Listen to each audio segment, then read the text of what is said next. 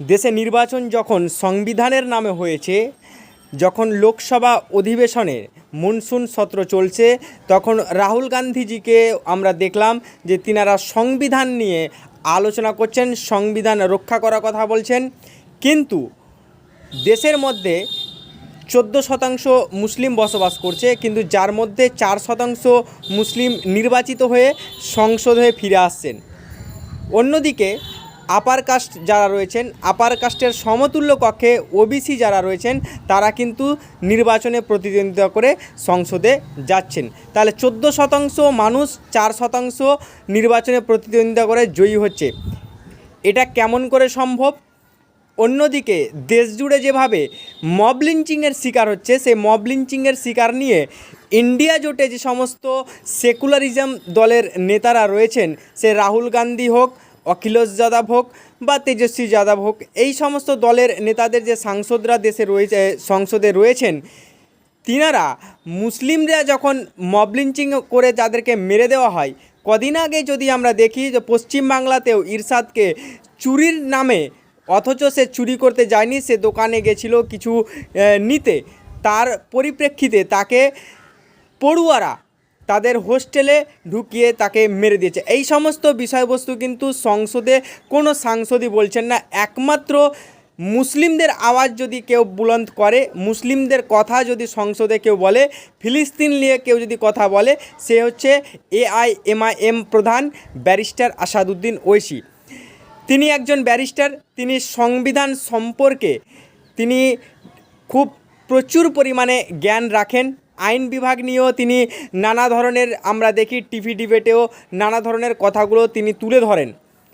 আপনাদের পরিপ্রেক্ষিতে আজকের যে এই ভিডিও, আমরা সংসদের মধ্যে যেহেতু দেশের সার্বভৌমত্ব সর্বধর্ম সমন্বয়ের কথা বলা হয়েছে, প্রতিটি জাতির ধর্ম বর্ণ নির্বিশেষে সকলকে সমান অধিকারের কথা বলা হয়েছে, তাহলে অধিকারের যখন কথা আসে, যখন ন্যায়ের কথা আসে, তখন এই সমস্ত সেকুলারপন্থী যে সমস্ত দলরা রয়েছে, তারা কিন্তু সংসদে মব লিঞ্চিং হয়ে যেভাবে মারা যাচ্ছে। কদিন আগে 4 জুন যখন নির্বাচন ফলাফল ঘোষণা হওয়ার পর মধ্যপ্রদেশে এবং হিমাচল প্রদেশে, এই দুই জায়গায় কিন্তু 4 জন এবং হিমাচল প্রদেশে 1 জন। অন্যদিকে পশ্চিমবাংলায় আমরা দেখলাম যে ইরশাদকে চুরির নামে মব লিঞ্চিংয়ের নাম, তাকেও কিন্তু মেরে ফেলা হলো। কিন্তু যখন ন্যায়ের ব্যাপারটা আছে, জাস্টিসের ব্যাপারটা আছে, তখন কোনো রকম রাজনৈতিক দলের যে সমস্ত সেকুলারপন্থী দলের নেতারা রয়েছেন, তারা কোনো রকম প্রতিক্রিয়া দেন না। শুধুমাত্র ওয়েসি যেটুকু কথা বললেন যে সংসদের মধ্যে যে মুসলিমরা কখনোই ভোট ব্যাংক ছিলেন না, এই দেশে ভোট ব্যাংক যে সমস্ত সর্বোচ্চ জনগণ যে রয়েছেন, তারাই রয়েছেন ভোট ব্যাংকের অধিকারী। মুসলিমদের 14% এই দেশে বসবাস থাকলেও 4% নির্বাচনে কেন আসে, এর উত্তর কোনো রাজনৈতিক দলের নেতারাই কিন্তু দিতে পারেননি। এমনকি তিনি যখন এই সমস্ত কথাগুলো বলেন, কোনো মুসলিমদের বাড়িতে যখন মোদিজির বুলডোজার যখন ভেঙে দেওয়া হয়, এই কথাটি আসাদুদ্দিন ওয়েসি যখন সংসদে বলেন, তখন বিজেপি নেতা কিন্তু তখন হইহট্টগোল করতে লাগলেন।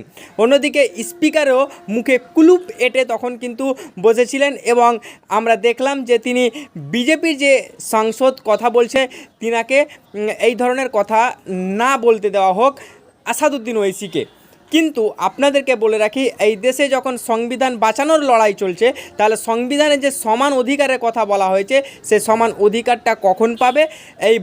এই দেশে কি মুসলিমরা শুধু মব লিঞ্চিংয়ের নামে মারা যাবে এবং নেই যখন চাইতে যাবে তখন তারাকে রাস্তায় পড়ে মরতে হবে? এই কথাগুলি কিন্তু সংসদে উঠে আসছে। আরও কি হয়েছে সংসদে, চলুন আমরা আসাদুদ্দিন ওয়েসি সাহেব কি বলছেন আমরা শুনে নেব। चेयरमैन साहब, मैं आज इन लोगों की तरफ से बोल रहा हूं जो दिखते तो हैं, जिनके बारे में बात तो होती है मगर उनकी कोई नहीं सुनता। मैं उनके बारे में बोल रहा हूं जिनके बारे में वजीर आजम मोदी ने कहा था कि घुसपैठी है। मैं उन बेटियों और माओं के बारे में कह रहा हूं जिनके बारे में मोदी ने कहा कि ज़्यादा बच्चे पैदा करते। मैं उन मासूम नौजवानों के बारे में कह रहा हूं जिनको मॉब लिंचिंग के ज़रिए मारा जा रहा है। मैं उन बेज़ुबान माँ और बाप के बारे में बोल रहा हूं जिनकी औलाद आज इस हुकूमत के गलत कानून के चक्कर में जेलों में सड़ रहे हैं। सर, मैं दस्तूर जब इस ऐवान में बन रहा था, संविधान बन रहा था, तो उस वक्त अलहदा वोटर लिस्ट और इंतखाबी रिजर्वेशन की बात आई, तो उस वक्त के हमारे फाउंडिंग फादर्स ने हमारे बुजुर्गों ने, दोनों समुदाय के हिंदू और मुसलमानों ने फैसला किया कि हम इस पर राजी नहीं होंगे, बल्कि उन्होंने क्या कहा था हमारे फाउंडिंग फादर्स ने, उन्होंने मुखालिफत की थी अलाइड वोटर लिस्ट की और इंतखाबी रिजर्वेशन की। उन्होंने कहा था, I quote sir, it is the duty of majority community to ensure that minorities are elected in the representative numbers. BJP मुसलमानों की नफरत पर जीतती है और मुसलमानों के नाम निहाद मसीहा मुसलमानों के 90% ज़्यादा वोट हासिल करते हैं, मगर फिर भी इस ऐवान के दरवाजे नहीं खुलते मुसलमानों के लिए, और सिर्फ 4% मुसलमान जीत कर आते हैं। सर, संविधान सिर्फ एक किताब नहीं है जिसे चूमा जाए, संविधान एक किताब नहीं है जिसे दिखाया जाए, संविधान एक सिंबल भी है, मगर संविधान एक हमारे बुजुर्गों के ख्वाबों की किताब है। हमारे जमहूरियत को हमारे बुजुर्गों ने इस तरह समझा, हमारे फाउंडिंग फादर्स ने इस तरह जमहूरियत को समझा कि इसमें हर समुदाय और मजहब और समाज के मानने वाले लोगों की राय को शामिल किया जाएगा इस मुल्क को चलाने के लिए, मगर इस ऐवान में सिर्फ 4% मुसलमान जीत कर आते हैं। मैं संविधान से जो मोहब्बत के दावे करते हैं उनसे कहूंगा कि कभी उठाकर पढ़ो कॉन्स्टिट्यूंट असेंबली डिबेट्स में कि नेहरू ने, एच.सी. मुखर्जी ने, सरदार हुकुम सिंह ने माइनॉरिटीज के बारे में क्या कहा था।